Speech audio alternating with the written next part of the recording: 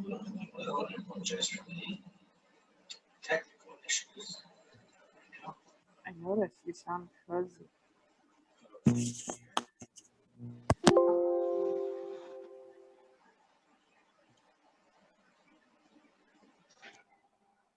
All right, I think I have my audio set right now. Sounds Welcome, good.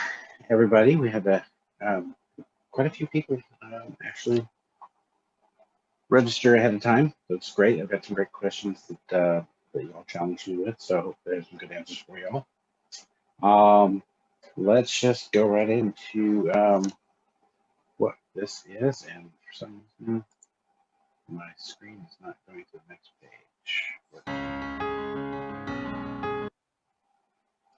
There we go. All right, so if you made the first one last month, I'm just going to be repeating myself for introductions, giving some basics of what we're doing here. I did mention last time I work for a company where PowerPoint is in our bloodstream, and so that's why there's PowerPoint. It just makes things a little easier for me to talk about the topics. It's not, hopefully not going to be a seminar kind of thing, but that will have some interactive conversation in the process. But I did want to talk about the 13 pieces of advice. Last time we went through numbers 1 through 4. That took a little over an hour. Today we're going to go through 5 through 8. I think it's going to take about the same amount of time because we've got some big topics here and we've got a bunch of questions. I also want to talk about why each of these pieces of advice matter to me and why I think they should matter to you. And that's some strategies that you can employ to get through some of these difficult times. And then we'll open up to the Q&A. I do want to start with the pre-registered questions. There were, like I said, quite a few. And then if we have time, we can talk about that anymore. That would certainly be willing to do that. So introductions, me. My name is James Levesque. I am the author of the book and the blog Life After Losses. I have spent the majority of my career as a consultant and project manager. I am a double widower, as you may know. I lost my first husband in 1995 and my second in 2014. I have 2 teenagers, one at 19 and one at 17, that still live at home. And they keep me busy. that's the most I can say right there. So I don't know why this slide, every time I display it, it goes weird. Zoom Basics. So if you are not familiar with Zoom, please mute yourself so we don't hear the background noise. You can use your camera when you want to talk, that's fine. If you don't, that's fine as well. I am recording the session so others can watch it. And then at the bottom of the screen, there is a box for reactions. You can press the reactions button. You can give me a clap, a thumbs up, answer a question. You can ask me to go faster or slower. And then if you have a question and I'm in the middle of something, just press the raise hand button. I will get notified that there's somebody who has a question, and I'll stop and take a look at what that question is.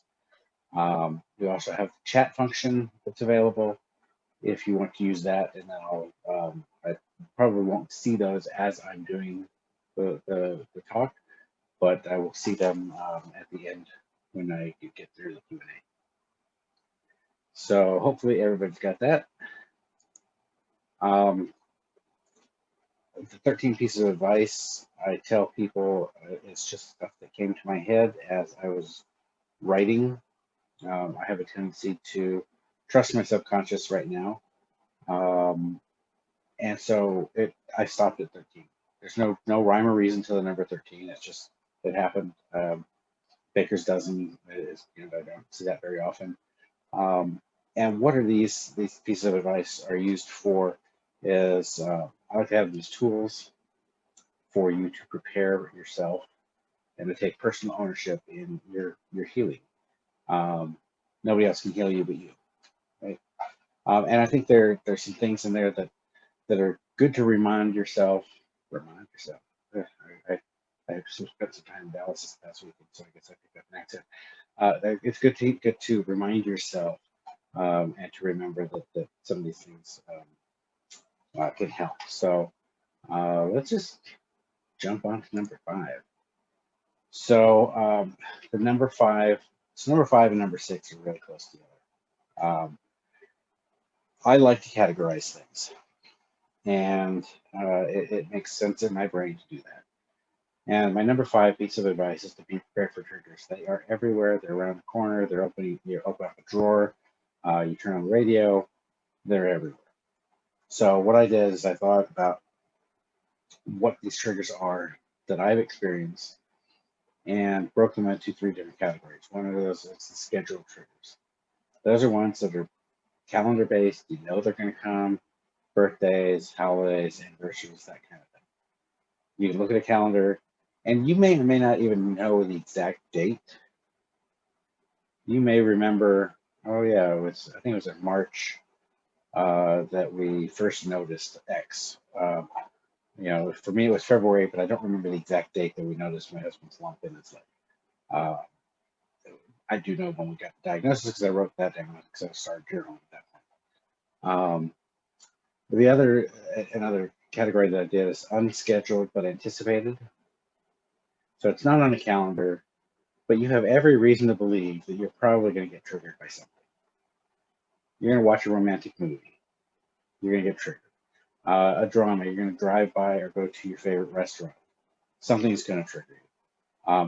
Think of those kinds of things when it's something that you can anticipate you're going to have something happen to you, but it's just not scheduled on a calendar basis. And then there's the ones that just sneak up out of nowhere. Those I call unscheduled, unanticipated. You're driving along and a song comes on the radio. You get a flash of a doppelganger walking through the park, which has happened to me a couple times. And it's something that just startles you and takes your breath away. Maybe you are going through some old paperwork and you find a handwritten note, or there are other signs, cardinal landed in your yard, or you found pennies in your bed. I've been hearing a lot of that, a lot of coins lately with the fellow widows. They've been finding coins everywhere, and they believe those are signs. It's like a sort of pennies from heaven. So that's the number 5, is to be prepared for the triggers. Number 6, and I kind of combine these here in terms of the discussion because they are so closely linked, but number 6 is to anticipate those dates. You know the dates are coming.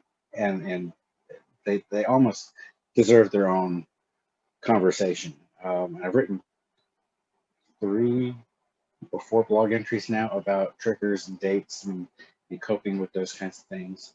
If you I'm not very good at categorizing the entries on the blog, so I probably should be doing a better job of that.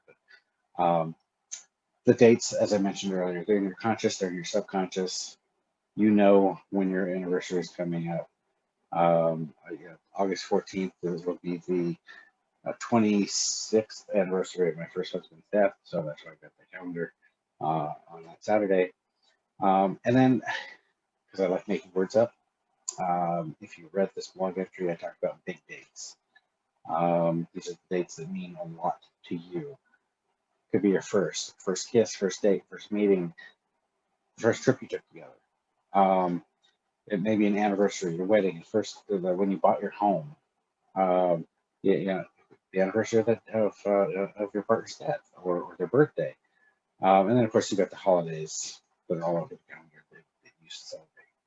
So knowing that those dates are going to come can help you. And why these pieces of advice matter because is the big part of this discussion. If you can anticipate that the trigger is going to happen, there's really only one in those categories that you can't anticipate. That's stuff that comes out of nowhere. You can anticipate pretty much that something is going to trigger you almost every day, almost everything that you do. And you get to choose how you want to respond to that situation. Now, if you have the data ahead of And coming up, it's the 4th of July. There's some significant things that happened with me and my first husband around the 4th of July. We bought a house together. It was the last time that he was able to visit with my parents. It was the last weekend that we were able to get away before he passed away. It was one of the earlier outings that we took as roommates at that point, to a friend's house where we kind of started noticing that there might be a little more that was there. So I know that this date is coming up, and I know how those things make me feel because I've been feeling those since 1988, before the death, and then in 1994 after the death. So what I try to do with those is I try to anticipate how I want to feel on that particular day. How do I want to respond to those situations? One of the examples I wrote also in the blog was after my second husband's death. The kids and I decided that we were going to clean out the closet and the drawers and donate his clothes, but they wanted to keep some. So I knew ahead of time that this was going to be some kind of a trigger for me. I could decide to stop and remember every time that I touched one of his pieces of clothes or smell it or whatever. Or I could decide to just be more methodical in terms of this we're going to keep, this we're going to throw away, and realize that we could keep some things for ourselves so we didn't have to get rid of everything. So anticipating those things and how I wanted to feel when we got down to it, I was able to do so more put together, I guess is what I would say. I wasn't overly emotional, but overly emotional is a valid answer. If you want to be emotional going through your closet, then do that. But just be aware of the emotion that you're feeling and that you want to feel so that you can help control how you feel those. There's no right or wrong response to however you want to deal with those different kinds of triggers. For anniversaries, I would have two flutes of champagne or something. I would clink those together, or drink a toast or both of them actually, because at any one time there was different things. So to me, determining how I can respond to a situation gives me a little bit of control, and it makes me feel like I have some control over how I'm going to heal. This didn't work during the first time. It took me the second time to finally figure this out. Because the first time I was probably far too drunk for one, but I was also far too deep in the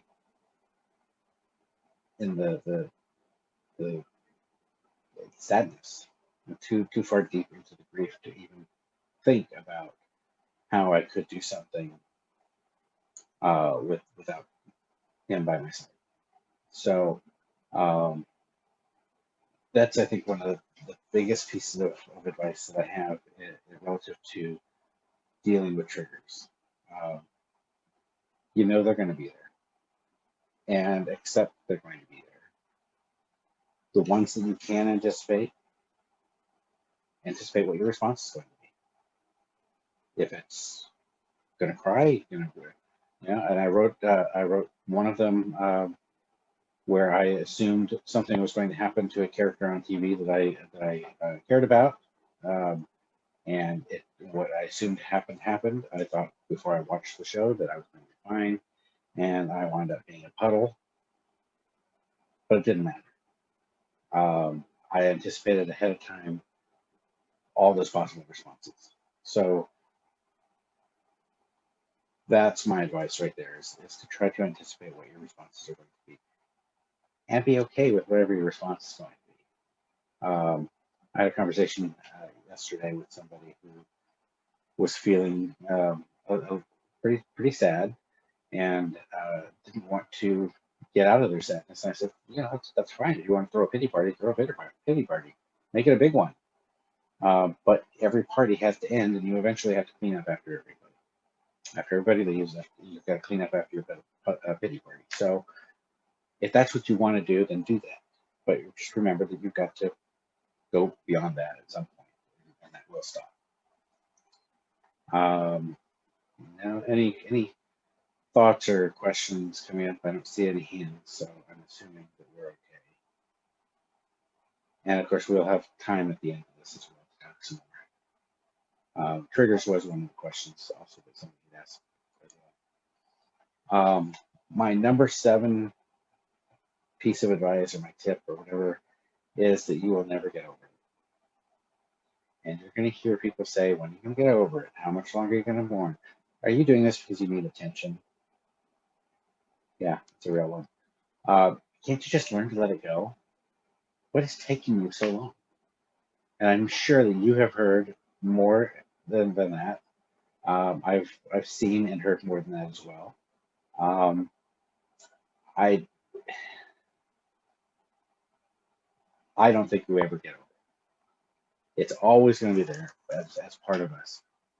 And here's what a piece of advice matters, I think, is that knowing that you don't get over it frees you from that expectation that you ever can or you should get over it. I don't think we can. I think there's a little piece of that life, that person that's always going to be with us. And as I talked about before, grief is just, love that has nowhere to go. It's still going to be there. You didn't ever stop loving this person. It's still there. And then knowing that you had a relationship with your loved one, including grief, how you grieve that person, how that person was when you were alive with them, who you were before them, with them, and after them, all has now shaped who you are now. In addition to whatever's going to happen tomorrow is going to shape who you become. So you can't escape that person, those people in your life that you've lost have made an impact to your life. They have made you who you are. Partially. You've made yourself who you are, partially. Your surroundings. I mean, everything, if you look at it, take a step back, we all have something that has made us who we are. After my first one, I realized, I'm stronger than I thought I was. I can do this. The second one, I knew I had that strength. I certainly didn't want to go through it again, but I had the strength to be able to do that and to be able to show my kids that they have the strength to go through that as well. And then always knowing that it's there reminds me that I am constantly redefining myself. Before I published the book, I was just somebody with a story. Now I'm an author with a story, but it's still the same story. So now, instead of just being somebody who tells a story, I'm an author that has a story. Now I have a blog that tells a story. So now I'm also a blogger. Now I'm also doing webinars. So, and trying to coach people through what it is that we've all gone through. If you're here, you've likely gone through some grieving. So that's why I think it's important to know that you don't ever get over it. And don't expect yourself to get over it. Don't allow anybody else to tell you that you need to get over it. Always going to have a bit of that person. And number 8 kind of goes with that, but it does get better. And it's not going to look like it's going to get better immediately. I've written before about my friend B, who she's since passed away. But the first time I was in grief group, I saw her. She had this great big smile on her face. She said, "It gets better," and I wanted to push her down and tell her to get away from me because I was not having any of it. Um, Time is a great equalizer. And for some people, the distance between the death and the event until now, it mostly lessens the impact of the memories, and the grief. Some people it intensifies because they feel guilty. Um, both are accurate. In one of the next set of blog entries, there's I write about complicated grief, and that's a grief that's extended over a period of time, and the need to work your way through that, and how you can do that. I think that's number 12, actually. Could be 13. But anyway, it's coming. It's in one of them. So I did finally get through writing all of them, and they are all scheduled to post. So yeah, so I hate saying it gets better, but it does get better. And it doesn't, like I said, it doesn't ever go away. It lessens the intensity a little bit, and if you know that it doesn't go away, you can allow yourself to feel that it gets better. And it gets better when you decide to get better. That's got to be your first step. You have to decide what are the things that I need to do to heal, or how can I heal? And once you start asking that question, you're gonna start looking for answers and start finding those answers on your own timeline. Remember, tips 1 and 2, or yeah, I probably should have a tape right in front of me so I can remember what it was. But I think it was like number 1 is don't let anybody tell you how to grieve. Number 2 is there's no timeline. You do it on your own timeline. When you're ready, you do these various steps to get to where you want to go. But just know that eventually you will make a decision that you've had enough, just like I did on the first one. There was no point in doing the exact same thing for the 2 years that I was doing and not getting any different results. So I had to make that decision that it's time. It was my time. It was time for me to get moving forward. And maybe 6 months for you, maybe 2.5 years for you. I don't know. But when you're ready to make that decision, you make that decision, and you start taking baby steps towards that healing. And I think there's some questions that are coming up that we can talk about in terms of what kind of baby steps you can take to get towards to move in that direction. As long as you're moving in that direction, you're going to be fine. If you don't allow yourself to move, I don't feel that you're going to get better. You've got to be able to move, even if it's just baby steps. So that's and why that matters. I guess I just went through this already. I forgot to change the slide. If your mind doesn't know the difference between reality and fiction, and if you believe that you're going to get better, and you tell your mind that you are getting better, your mind will believe it. It will do as you want it to do, but you also have to participate, right? You can't tell your mind you're going to lose 50 pounds, because I haven't done it yet, unless you get your body. You have to convince yourself to get on a treadmill or go to the gym. And so they work together, but your mind, it all starts there. You have to make that decision. You've got to be able to make the first step in the brain is to make the first step, where you use your feet to make the first step. And then recognize the small victories and celebrate them as you're healing. One of the women in my group was her name was Sally, and I met her and her husband at the cancer support group with our first husband, Bob.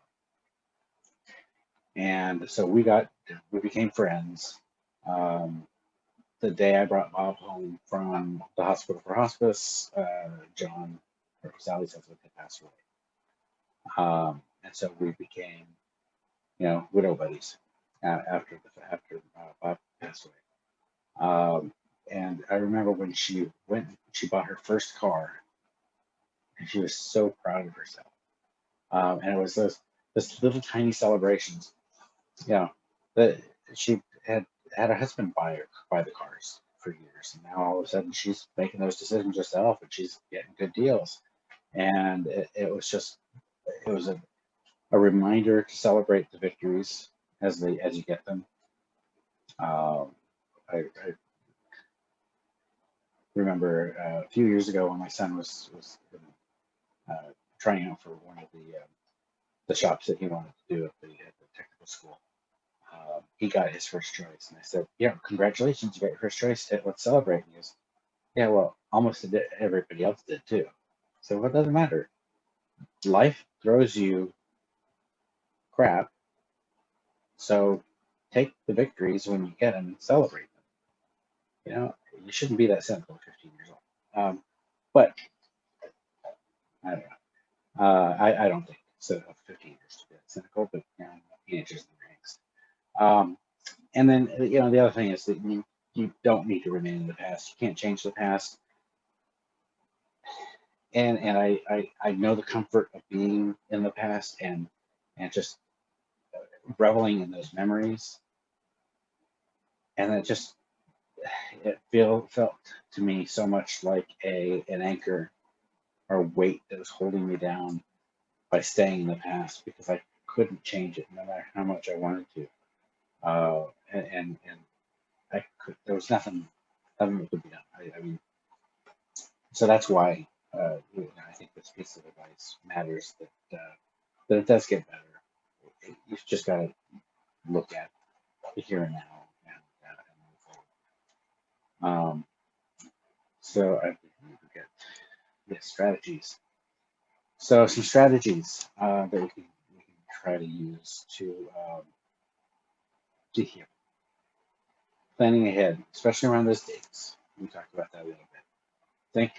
Think to yourself ahead of time. How do I want to experience blank?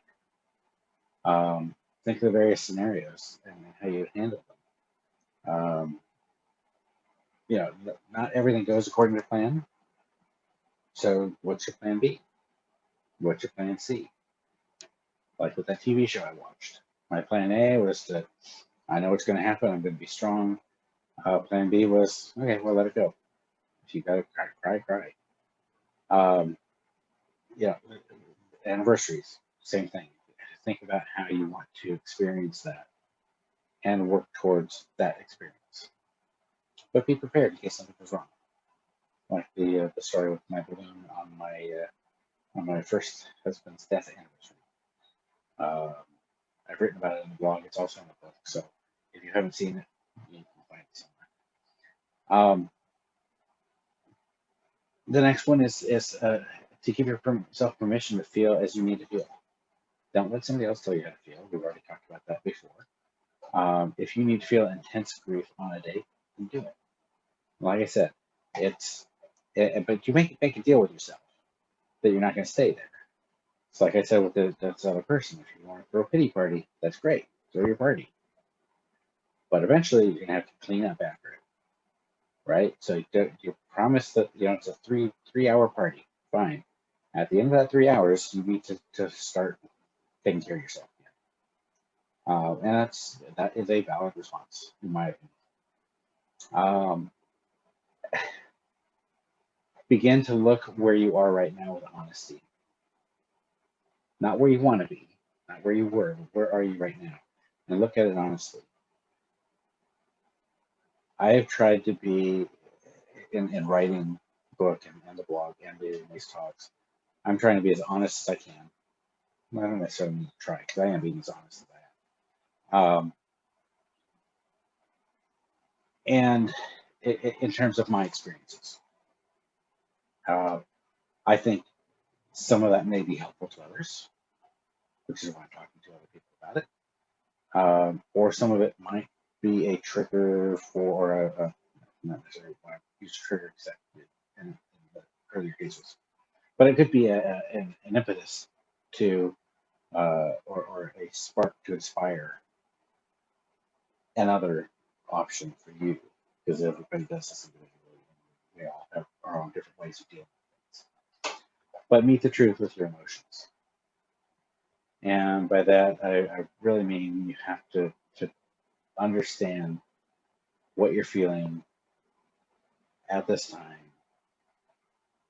Um, I'm thinking of a story where, it's a polite company. Oh, how are you doing?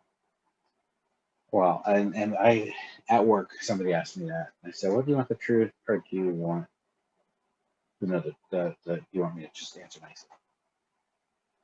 And she stopped and thought about that a little bit. She said, well, I want to hear the truth. And I told her I hated where I was in my life. I hated what was going on with me. I was tired of it. I would have called it quits if I wanted to. And it was a truthful bonding moment as well. But I had to recognize my truth before I could bother trying to get better. I couldn't keep hiding that kind of stuff. And then try as much as you can to be in the present. I talked about it earlier. You can't change the past. And as you become more comfortable with being in your present, you're going to start thinking and allowing yourself to wonder, what if? Well, what if I did go out? Well, what if I did meet someone? Doesn't mean you have to. Doesn't mean you're going to. But you're as long as you're starting to think about the future, then the past becomes less of an issue and less of a draw. Because I think as humans, we are hopeful creatures by nature. We want to see something. We get up every morning because there's a promise of a new day. There's a promise of a new future. We celebrate New Year's Eve because there's a promise of what is going to happen in the new year. We look forward. We try to look forward. And the past becomes less relevant in terms of, of, our focus as we start living in the present and looking towards the future. Doesn't mean the past goes away. Like I said, it's there. It's always going to be there. But you don't have to live there. You've done that already. What you haven't done is live there yet in the future. And maybe you're not actually living here in the present. You're still a little bit focused on the past. So allow yourself time to get to the point where you can start living more in the now. Hang out with friends, volunteer at your church or a soup kitchen, a boys and girls club, volunteer in your community, do something. Live in the now as much as you can, and you'll start seeing that there might be a future.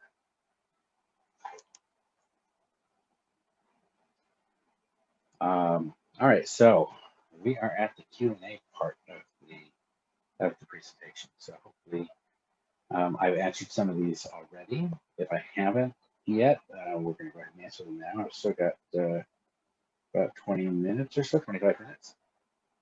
So there's plenty of time to go through these questions and plenty of time to answer anything that you may have.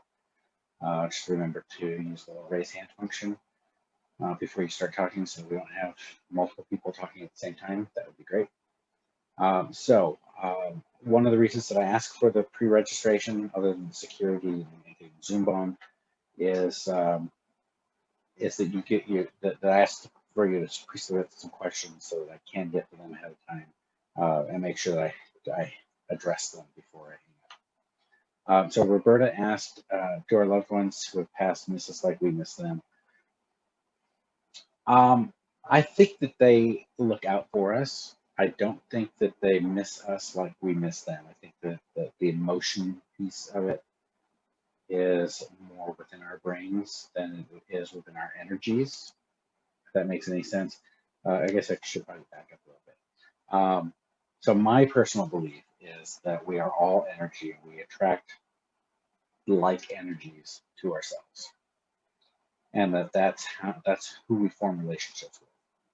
There's some people that repel you. Yeah, they've got magnetic personalities that they repel you. There's other people with magnetic personalities that come to you and that are attracted to you. So that's my personal belief in terms of how our souls, how our beings come to be with each other. So yes, I think our loved ones miss us, but I think that the emotional missing piece is all on our side. Um, I think they do hear us when we talk to them. I have plenty of anecdotal evidence. Well, it's not evidence, I guess, but anecdotal stories that tell me that yes, I believe that they do hear us.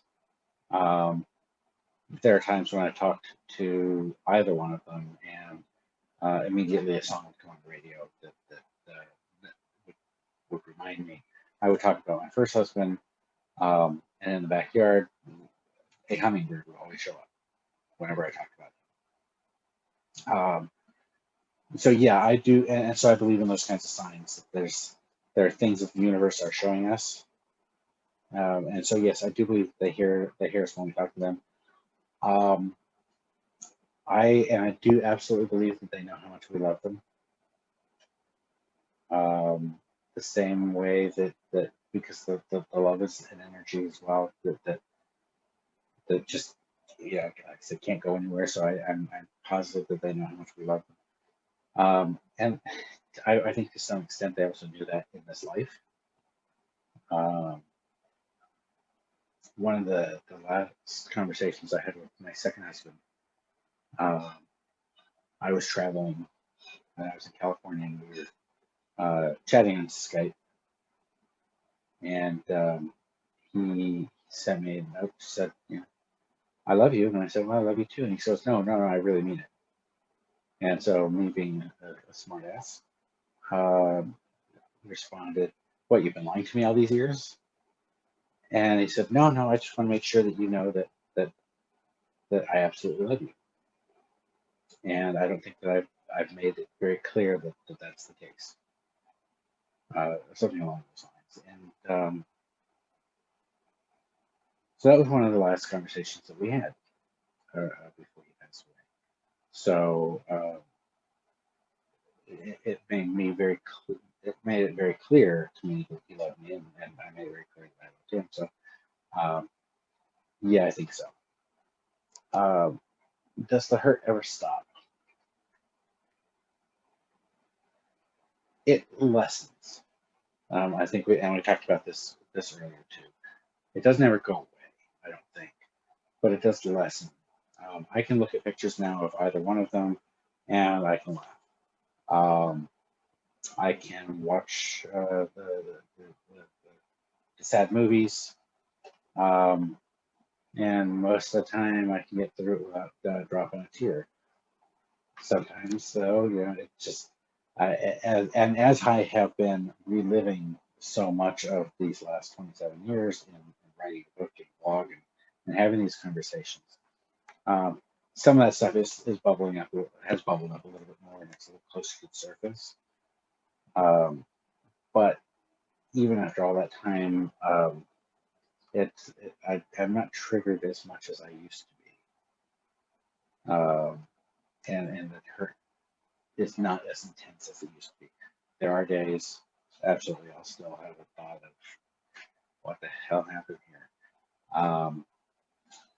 Jan, the best way to handle triggers. So I talked about triggers a lot. I've written, as I said, 3 or 4 blog entries on triggers. If you haven't found those, I think those ones I categorized under triggers. I really need to go back and recategorize some things. But take a look at those, because those go into a lot more depth, or well, I don't know if a lot more depth, but they go into some additional information than what I shared here and what I've written in those blog entries for 5 and 6. Because I didn't like to repeat myself, but it's a big topic. Moving forward, I think I talked about that earlier as well. Start with the present. Where are you now? What are you doing? You have 1 foot in the past and 1 foot in the present? Start moving that other foot out of the past and bring it into the present. And you might be able to take another step with 1 foot maybe towards the future. That's a possibility as well. How to avoid a third wheel feeling. Um, I'm not sure I ever have avoided that. Uh, but I think, at least in my case, I had traveled so much that I was used to being alone. Um, it was a rare occasion when I would be with other people or with my family. Um, so I think it might be a little different from my perspective. But yeah, the third wheel feeling, you bite the bullet. You just get over it. People are not going to invite you over unless they really want you to be able to come over. And at that point, they're people that you know and they trust and you trust. And just trust that you can have a good time and not feel like a third wheel. Now, sometimes I think with that third wheel feeling is they're afraid to talk about your loved one, so you don't bring them up. And you might say, oh, Bob would love this, and they might get them. This is coming after one of the blog entries as well. Doesn't matter. You do what you need to do, and most of your friends are going to say, "Oh yeah, you're right. I think you probably would." Um, Dating again. So the last time I've been on a date was 1998. So I have no idea what the dating world looks like nowadays. But I can tell you that when between the first husband and the second husband, it did feel a little bit at one point in the beginning like I was cheating. And the annoying thing is that we talked about it while he was dying, that he wanted me to be happy, he wanted me to find somebody else. I was 27 years old at the time. So I had a whole lifetime ahead of me to worry about. And so yeah, it didn't happen right away that I didn't feel like I wasn't cheating. But what it was is it took somebody to recognize that I still had feelings for my dead spouse, and to say, you know what, I'm fine with that. They're not competition. It's not like I'm going to go run away and be with him because he's already dead. But I think that helped, was having somebody acknowledge my feelings and the conflicting feelings that I had, falling in love with somebody else and still being in love with him, and recognizing that. I think that helped a lot. So finding someone like that, um, I the last few days, actually over the weekend, there were two people over 2 days that told me that they hope I found love again, that I have a lot to give, and that it's time that I start dating again. Of course, that to me is a trigger. Don't tell me I need to do something. Yeah, I'll do it on my timeline, not yours. But yeah, it may be in the future. All right, so Sally, how to ease the pain, how to forget. Um, I think I've talked a little bit about how to ease the pain is more to live in, to focus on the now and where you are, and be in the present. How to forget, I don't think you will forget. I just think you need to learn to live with it to the point where it's not overwhelming you. And I think that's where the living in the present comes into play, is that the present will not, the past can't override the present. If you're living in the present, you focus on the present. Connecting to the spirit, is it true that they're by our side? I believe that again, the energy, I believe that you can connect to them. I have I've had out of body experience when I almost died. I have had experiences where I have felt connected to them while I've been journaling and just, I feel like I'm channeling, although I don't believe that I have a gift of a true medium. There are people that I think do have true gifts. I've met some of them. I've met some that don't. Um, and I always go back to the Shakespeare quote: "There are more things in heaven and earth than are dreamt of in your philosophy." So I can't say that something doesn't exist because there's no scientific proof that it exists, but I see it. I've seen the hummingbird come to me whenever I talk about someone. I have seen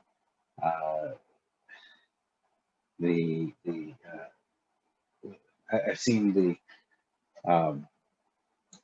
radio go on. Or I've forgotten where I was headed with that, but I've seen those enough things to realize that there are more things out there.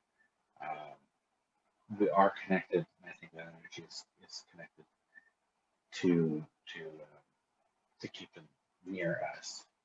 I don't believe necessarily that they're actually watching us all the time, but I believe that there's energies around us. And then Chris, how do you deal with the loneliness? I kind of touched on that a little bit earlier with the living in the present and possibly volunteering the time with organizations that maybe hospice needs help. That may have taken care of your other half. Maybe the Boys and Girls Club locally can use some help. Maybe your church or your synagogue or wherever. I think it helps me. Well, and it's helped me, and I did overdo some volunteering at one point, to the point where I was starting to get a little burned out from the volunteering. But I think it helped me not feel so lonely as opposed to alone. It's just I'm as an introvert, which I don't know if it makes sense that an introvert is having this conversation. But I'm very much introverted usually.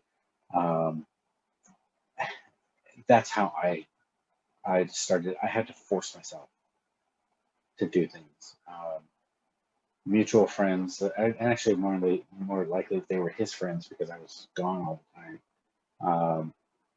Inviting us to dinner, or inviting me to dinner or something. I had to at the beginning force myself to do that because I knew it wasn't healthy to stay home and wallow.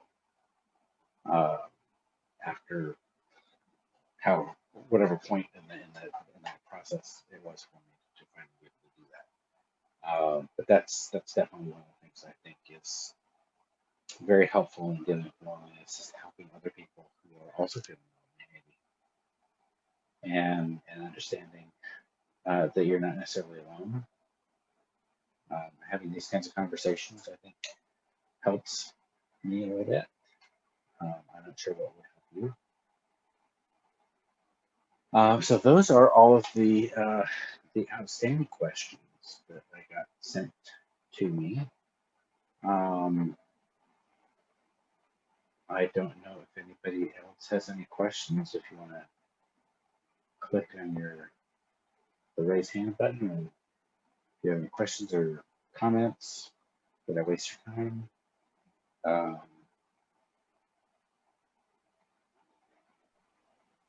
It was great.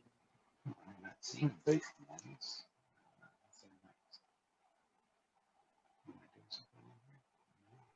Do you want me to raise my hand? Or not raise my hand? Nope, I'm not seeing anybody's hands. Hello. So, okay, well, then in that case, I can't hope hear that me. I have been able to provide some Can you hear information me? to those of you who are online.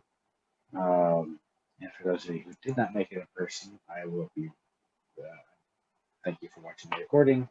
And you can reach me an email from the Life After Losses webpage at the Contact Me site. And I probably should have included a slide to have that contact information know what? I didn't. I'm still learning this stuff. Not learning Zoom, but I'm learning how to have these conversations to a screen. So if there's no questions, I'm going to go ahead and stop the recording and say goodnight to everybody. And I have time to pick up my daughter from work. You were Well, great. thank you everybody for joining. You were great. Again, if you want to reach me, you can reach me at You can't hear me. lifeuptolosses.com, the contact me page, and I look forward to hearing from anybody. And and for the next one, we're looking at doing numbers 9 through 13. So we're doing 5 of them in July.